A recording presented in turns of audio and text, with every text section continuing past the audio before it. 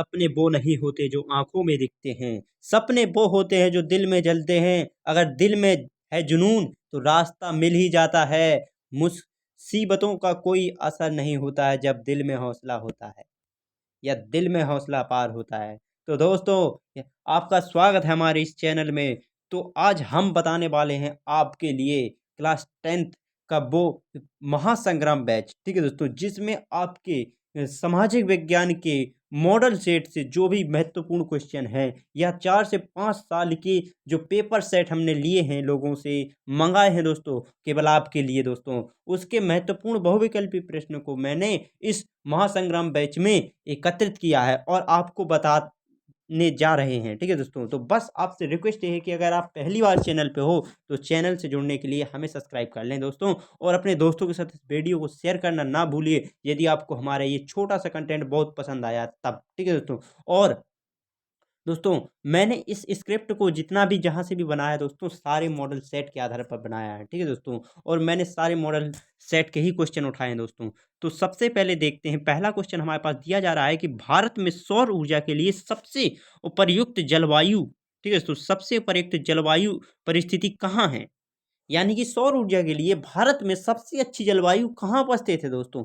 तो हमें पता ही होगा दोस्तों, सूर्य ऊर्जा, यानी कि सौर ऊर्जा का मतलब होता है सूर्य की ऊर्जा। तो आप ही बताइए सबसे ज़्यादा हमारे यहाँ ऊर्जा किस प्रदेश में है दोस्तों? पहला कर्नाटक, गुजरात, उत्तर प्रदेश, मध्य प्रदेश, ये कह सकते हैं उत्तर प्रदेश, बिहार, राजस्थान, गुजरात, मध्य प्रदेश और महाराष्ट्र, ठीक है दोस्तों, यहाँ कॉम्बिनेशन दिए गए हैं। तो आपको कौन सा अच्छा लगता है दोस्तों? सबसे ज़्यादा सूखाग्रस्त क्षेत्र कौन सा है दोस्तों? तो हमारा राइट आंसर क्या हो जाएगा? सी। हम बिना उत्तर को देखते हुए भी इसका राइट आंसर दे सकते हैं दोस्तों। इसका राइट आंसर हमारे पास दिया गया है सी, ठीक है दोस्तों। इसका राइट आंसर हमारे पास क्या है? राइट आंसर सी है दोस्तों। राजस्थान और गुजरात में सौर ऊर्जा का अपार भंडार है हमारे देश में। अब देखते हैं दोस्तों, क्वेश्चन नंबर अगला है, भारत में राष्ट्रीय आय को किस आधार पर मापा जाता है दोस्तों? राष्ट्रीय आय, ऐसा एक व्यक्ति की आय नहीं कह रहे दोस्तों, इसमें राष्ट्रीय आय यानी कि पूरे भारत लेवल की आय किस चीज से नापी जाती है दोस्तों? आप जानते हो दोस्तों, आप बड़े बच्चे हो चुके हो दोस्तों, इसलिए आपको पता ही होगा कि भारत की आय किस आधार पे नापी जाती है दोस्तों, ठीक है दोस्तों। तो मनी सप्लाई के माध्यम से नहीं नापी जाती, कुछ लोग मनी सप्लाई के माध्यम से जानते होंगे, नहीं दोस्तों। इसका राइट आंसर हमारे पास क्या है? ए, ठीक है दोस्तों। इसका राइट आंसर हमारे पास ए है, यानी कि जीडीपी के द्वारा भारतीय राष्ट्रीय आय को नापा जाता है, ठीक है दोस्तों। जैसा कि किस देश की कितनी जीडीपी है, ठीक है दोस्तों, अपने भारत की जीडीपी कितनी है, इसे एक आधार ही माना जाएगा दोस्तों। अगला क्वेश्चन हमारे पास दिया गया है दोस्तों, भारत में औद्योगिक उत्पादन सूचांक का आईपीपी किसका मापदंड है, ठीक है दोस्तों। तो इसका किसका मापदंड है दोस्तों? तो इसका राइट आंसर हमारे पास क्या होगा? औद्योगिक उत्पादन का, ठीक है दोस्तों। यानी कि भारत में जो उत्पादन सूचांक है, जिसका इसका मापदंड किसको जाता है दोस्तों? वो क्या है? औद्योगिक उत्पादन को, ठीक है दोस्तों। सेवाओं का उत्पादन उतना देश में नहीं विकास कर पाया है, कृषि का उत्पादन उतना विकास नहीं कर पाया, सेवाओं का उत्पादन नहीं कर पाया, रोजगार का स्तर नहीं उत्पादन कर पाया। तो वो सबसे पहला नंबर क्या है? औद्योगिक उत्पादन दोस्तों। जब से औद्योगिक उत्पादन हमारे देश में आया, जब से हमारा देश उन्नति की ओर ही जाते जा रहा है दोस्तों। अगला क्वेश्चन हमारे पास आ रहा है कि भारत में फैशन और वस्त्र उद्योग की प्रमुख स्थिति किस राज्य में है, ठीक है दोस्तों। क्या कह रहा है कि भारत में फैशन और वस्त्र उद्योग की प्रमुख स्थिति किस राज्य में है, यानी कि सबसे अच्छी स्थिति किस राज्य में है वस्त्र और फैशनी चीज़ें बनाने में, ठीक है दोस्तों। सबसे अच्छा पश्चिम बंगाल में क्या होता है दोस्तों? फैशनी वस्त्र सबसे ज़्यादा बनाए जाते हैं, और अच्छे से अच्छे फैशन वस्त्रों का उद्योग पश्चिम बंगाल में ही देखने को मिलता है दोस्तों। अब देखते हैं, राष्ट्रीय आय का निर्धारण किससे होता है, ठीक है दोस्तों।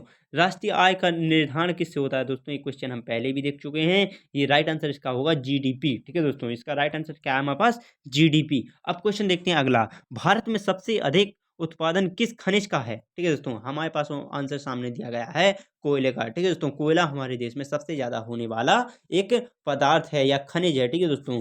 और लोहा इतना नहीं होता हमारे देश में दोस्तों, कुछ लोग लोहा कहते होंगे, नहीं दोस्तों, सबसे ज़्यादा हमारे पास क्या होता है? कोयला, ठीक है दोस्तों, जो खनिज है कोयला।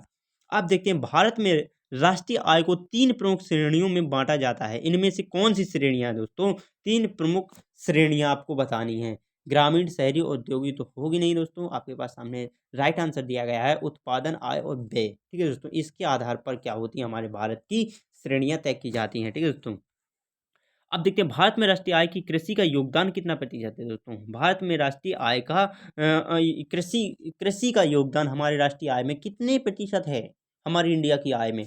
तो इसका राइट आंसर क्या होगा दोस्तों, 20% है। ठीक है दोस्तों, हमारा कृषि का योगदान हमारे भारत में राष्ट्रीय आय का योगदान कृषि में कितना है, 20% है। ठीक है दोस्तों। अब देखते हैं राइट आंसर दोस्तों, दूसरा 9 क्वेश्चन नंबर 9। ठीक है दोस्तों, भारत में विनिर्माण उद्योग का प्रमुख औद्योगिक कौन सा है। ठीक है दोस्तों, भारत में विनिर्माण उद्योग का प्रमुख उद्योग कौन सा है दोस्तों। तो सबसे पहला उद्योग हमारे पास दिया गया है कपड़ा उद्योग। ठीक है दोस्तों, जो सबसे पहले भारत में विनिर्माण उद्योग के नाम से जाना गया। ठीक है दोस्तों। अब देखते हैं अगला क्वेश्चन, भारत में मेक इन इंडिया का योजना। ठीक है दोस्तों, मेक इन इंडिया का योजना का उद्देश्य क्या है दोस्तों। मेक इन इंडिया का उद्देश्य क्या है दोस्तों। तो इसका राइट आंसर हमारे पास दिया गया है इस उपर्युक्त सभी। ठीक है दोस्तों, क्योंकि भारत में रोजगार का अवसर बढ़ाना भी इसका मेक इन इंडिया का उद्देश्य है। देश के विनिर्माण उद्योग को बढ़ावा देना ये मेक इन इंडिया का एक उद्देश्य है। विदेश निवेश में आकर्षण को बढ़ाना, विदेशी निवेश को आकर्षण बढ़ाना क्या है, ये भी हमारे मेक इन इंडिया का क्या है, एक उद्देश्य है दोस्तों। तो इसका राइट आंसर क्या हो जाएगा, उपर्युक्त सभी। जितने भी क्वेश्चन मैं बता रहा हूँ दोस्तों, आप इसको अच्छी तरह से याद कर लें दोस्तों, क्योंकि ये क्वेश्चन 100% आपके बोर्ड एग्जाम में पूछने की 100% संभावना है। ठीक है दोस्तों। तो अगला क्वेश्चन हमारे पास है, भारत में कृषि किस क्षेत्र की प्रमुख भूमिका निभाती है। ठीक है दोस्तों, भारत में कृषि किस क्षेत्र में प्रमुख भूमिका निभाती है। तो उसमें दिया गया है उत्पादन। दोस्तों, उत्पादन सबसे ज्यादा हमारे देश में किस चीज का होता है, कृषि से होता है। ठीक है दोस्तों। और एक चीज और, रोजगार का भी सबसे ज्यादा उत्पादन हमारे देश में कृषि के माध्यम से ही होता है, जबकि आय का भी सबसे बड़ा उत्पादन हमारे देश में कृषि का ही होता है। ठीक है दोस्तों, इसका राइट आंसर क्या हो जाएगा, उपर्युक्त सभी। ठीक है दोस्तों। अब देखते हैं अगला क्वेश्चन कि विनिर्माण उद्योग में भारत का प्रमुख स्थान कौन सा राज्य है। ठीक है दोस्तों, विनिर्माण उद्योग में भारत का प्रमुख स्थान कौन सा राज्य रखता है या है। ठीक है दोस्तों, इसका राइट आंसर हमारे पास क्या हो जाएगा, महाराष्ट्र। दोस्तों, महाराष्ट्र विनिर्माण उद्योग में भारत का प्रथम राज्य है जो सबसे आगे है। ठीक है दोस्तों। अब देखते हैं क्वेश्चन नंबर 13, मौजूदा राष्ट्रीय संसाधनों का संतुलित उपयोग किसे कहा जाता है। ठीक है दोस्तों। अब इसमें क्या क्या पूछ रहा है कि दोस्तों, मौजूदा राष्ट्रीय संसाधनों का संतुलित उपयोग किसे कहा जाता है। ठीक है दोस्तों, तो इसे कहते हैं सतत विकास, यानी कि सबके साथ विकास। ठीक है दोस्तों, सतत विकास यानी कि हमारे क्या है, राष्ट्रीय संसाधनों का संतुलित उपयोग है। अब देखते हैं 14वां क्वेश्चन दोस्तों, क्या कह रहा है कि भारत में विनिर्माण उद्योग के लिए किस तरह के संसाधन सबसे महत्वपूर्ण हैं। मानव संसाधन उतने नहीं है दोस्तों, तकनीकी संसाधन नहीं है दोस्तों, वित्तीय संसाधन नहीं है। इसका राइट आंसर क्या है हमारे पास, प्राकृतिक संसाधन। ठीक है दोस्तों, मानव के विनिर्माण उद्योग में सबसे ज्यादा बड़ी भूमिका किस चीज की है, प्रकृति की। बिना प्रकृति के ना इंसान रह सकता है, ना कोई भी उद्योग धंधा रह सकता है। आपको ये बता दें दोस्तों, प्रकृति ही हमारी सबसे अच्छी मित्र कह सकते हैं दोस्तों। किस राज्य में बांस उद्योग प्रमुख स्थान पर है। ठीक है दोस्तों, बांस उद्योग किस राज्य में सबसे ज्यादा है भाई के रूप में स्थापित है। भारत के असम राज्य में है जो सबसे ज्यादा बांस के रूप में, बांस सबसे ज्यादा कहाँ होते हैं, असम राज्य में। ठीक है दोस्तों। अब देखते हैं भारत में कौन सा उद्योग सबसे अधिक ऊर्जा का उपयोग करता है। ठीक है दोस्तों, सबसे ज्यादा उपयोग, ठीक है, उद्योग भारत में कौन सा उद्योग सबसे ज्यादा ऊर्जा का उपयोग करता है दोस्तों। तो सबसे ज्यादा ऊर्जा का उपयोग कौन करता है, औद्योगिक उद्योग। ठीक है दोस्तों, औद्योगिक उद्योग यानी कि जहाँ पर दोस्तों फैक्ट्रियाँ वगैरह चलती है ना, इसमें सबसे ज़्यादा ऊर्जा का खपत होता है। ठीक है दोस्तों, जहाँ पर न सेवाओं के क्षेत्र में इतना होता है, ना कृषि के क्षेत्र में दोस्तों इतनी ज़्यादा ऊर्जा व्यय होती है। ठीक है दोस्तों, कृषि के क्षेत्र में सबसे ज़्यादा अगर पूछा जाए ऊर्जा का किस चीज़ में होता है दोस्तों, तो मनुष्य ऊर्जा है, यानी कि मानव ऊर्जा। ठीक है दोस्तों। अब देखते हैं अगला क्वेश्चन नंबर 17वां, भारत में राष्ट्रीय जल ऊर्जा नीति का उद्देश्य क्या है दोस्तों। तो जल ऊर्जा का उद्देश्य क्या है, जल ऊर्जा नीति का उद्देश्य क्या है, जल ऊर्जा उत्पादन को बढ़ावा देना दोस्तों। यदि यदि अगर कोई भी अगर उद्देश्य बता रहा है, अगर किसी चीज से जल से संबंधित है, तो क्या होगा, जल ऊर्जा से के उत्पादन को बढ़ावा देने वाला होगा। ठीक है दोस्तों। अगला क्वेश्चन देखते हैं, भारत में कौन सा औद्योगिक आधुनिक उद्योग माना जाता है। ठीक है दोस्तों, कौन सा उद्योग आधुनिक उद्योग माना जाता है दोस्तों। आज का उद्योग कौन सा है दोस्तों, कृषि तो है नहीं, रासायनिक उद्योग तो है नहीं, रासायनिक तो पहले से रहा दोस्तों। वो औद्योगिक मशीनरीकरण, मशीन पहले नहीं थी भाई, मशीन पहले नहीं थी दोस्तों, सूचकांक प्रौद्योगिकी। ठीक है दोस्तों, ये हमारे भारत में पहले थी, बस एक चीज नहीं थी, मशीनरी। ठीक है दोस्तों, राष्ट्रीय आय के प्रमुख उद्देश्यों में से एक है। ठीक है दोस्तों, कौन है, राष्ट्रीय आय के प्रमुख उद्देश्यों में से कौन है, सामाजिक समृद्धि, आर्थिक समानता को कम करना, आर्थिक स्थिति को मूल्यांकन करना, उपर्युक्त सभी। ठीक है दोस्तों, इसका राइट आंसर क्या होगा? उपर्युक्त सभी। भारत में स्मार्ट फैक्ट्री का क्या उद्देश्य है दोस्तों? भारत में स्मार्ट फैक्ट्री का क्या उद्देश्य है दोस्तों? तो इसका राइट आंसर हमारे पास दिया गया है उपर्युक्त सभी। ठीक है दोस्तों, इसमें उत्पादन में वृद्धि करना भी है, ऊर्जा की बचत करना भी है, स्वचालित रूप से डिजिटल के द्वारा कार्य क्षमता को सुधार करना, और इसका सभी आंसर इसके सही हैं। ठीक है दोस्तों, इसलिए इसका राइट आंसर क्या होगा? उपर्युक्त सभी। भारत में सबसे अधिक सबसे अधिक खनिज संसाधन किस राज्य में पाया जाता है दोस्तों?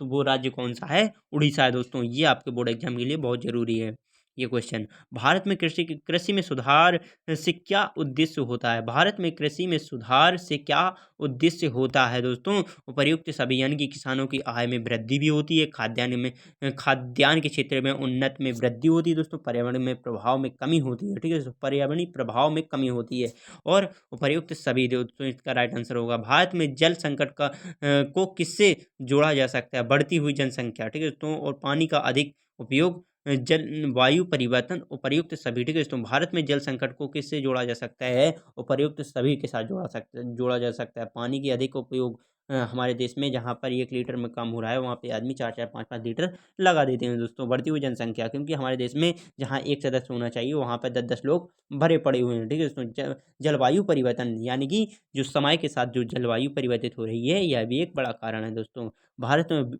निर्माण उद्योग का प्रमुख स्थान किस राज्य में है? ठीक है दोस्तों, निर्माण उद्योग में महाराष्ट्र का पहला नंबर है। मैं पहले भी आपको बता चुका हूँ दोस्तों। भारत में कौन सा जल संसाधन है? भारत में कौन सा जल संसाधन है दोस्तों? प्रमुख रूप से कृषि के उपयोग किया जा सकता है। ठीक है दोस्तों, यानी कि कौन सा साधन है जो कृषि के लिए उपयोग किया जाता है सबसे ज़्यादा? तो वो क्या है? नदियाँ। नदियों के माध्यम से हमारे देश में सबसे ज़्यादा कृषि की जाती है दोस्तों। भूजल से ज़्यादा क्या है? नदियाँ दोस्तों। कुछ लोग भूजल लगा देते हैं, ये गलत हो जाएगा दोस्तों। अब देखते हैं आधुनिक कृषि को कौन सी तकनीकें प्रभावित करती हैं। ठीक है, तो आधुनिक कृषि को कौन सी तकनीकें प्रभावित करती हैं? तो इसका राइट आंसर क्या हो जाएगा दोस्तों? ये सभी। ठीक है दोस्तों, क्योंकि कृषि विज्ञान बहुत ज़्यादा प्रभावित करती है। मशीनरी का उपयोग भी बहुत ज़्यादा कृषि को प्रभावित करती है। जैविक उर्वरक भी बहुत ज़्यादा प्रयोग करती हैं, यानी कि प्रभाव डालती हैं। यदि इनमें से हम आज के ज़माने में कुछ चीज़ों का भी उपयोग ना करें ना, तो हमको रिजल्ट तत्काल देखने को मिल जा सकता है दोस्तों। भारत में किस क्षेत्र का औद्योगिक विकास विकास सबसे अधिक हुआ है? ठीक है दोस्तों, यानी कि भारत में किस क्षेत्र में औद्योगिक विकास सबसे अधिक हुआ है दोस्तों? तो इसका राइट आंसर क्या होगा दोस्तों? सूचकांक प्रौद्योगिकी, यानी कि आईटी सेक्टर में सबसे ज़्यादा क्या हुआ है? आईटी सेक्टर में सबसे ज़्यादा क्या हुआ? विकास हुआ है दोस्तों। अब देखते हैं विनिर्माण उद्योग में कौन सा उद्योग दोस्तों? विनिर्माण उद्योग में कौन सा सबसे बड़ा योगदान है?